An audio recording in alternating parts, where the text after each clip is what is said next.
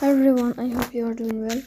Today we'll talk about how to fix or how to solve the problem of calls not responding on Google Meet. You will click on settings. Here in this page, you will go to apps, default apps, app settings. In this page, you will search about the application of Google Meet and you will click here in this page.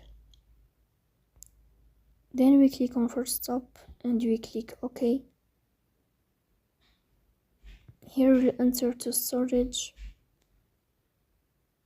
Then we click on Clear Cache. After that, you'll turn on your airplane mode and you'll turn off your airplane mode again to fix the problem. So please don't forget to support us by like and subscribe. See you next time in another video, and thank you for your watching and your attention.